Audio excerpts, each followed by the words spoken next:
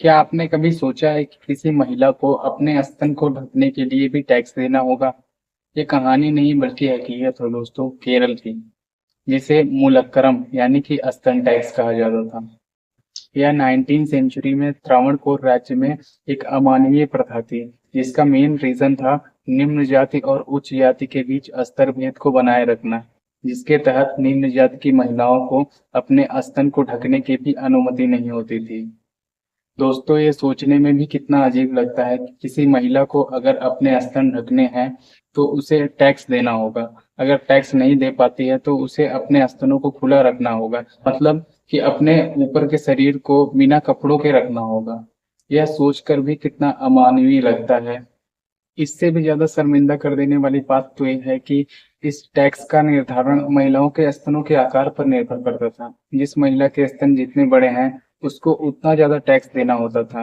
ये सोचकर ही कितना अन्यायपूर्ण और अपमानजनक दिखाई देता है।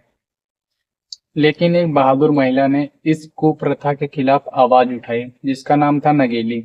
नगेली एक निम्न जाति की रहने वाली महिला थी, जो इझावर समुदाय से संबंधित थी। नगेली ने इस टैक्स को अपने तथा निम्न जाति की महिलाओं के सम्मान के विरुद्ध समझा तथा इस टैक्स को देने से इनकार कर दिया। और इसके बाद नगेली ने अपने स्तनों को ढकना शुरू कर दिया और अपने पूरे वस्त्र पहनना शुरू कर दिया।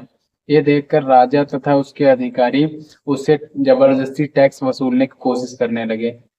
इन सब से तंग आकर नगेली ने अपने स्तनों को अपने ही हाथों से काट करके उन अधिकारियों के सामने रख दिया जो टैक्स वसूल करने आए थे।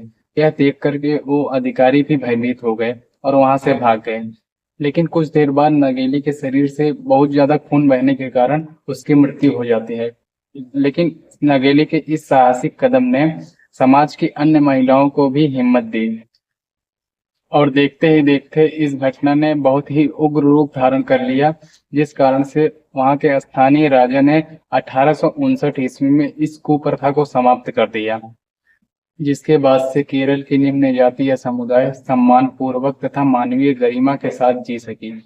इन द लास्ट मैं बस इतना ही कहना चाहूंगा, जहां बराबरी की बात आती है वहां नगेली जैसी महिला की कुर्बानी को याद रखना जरूरी है।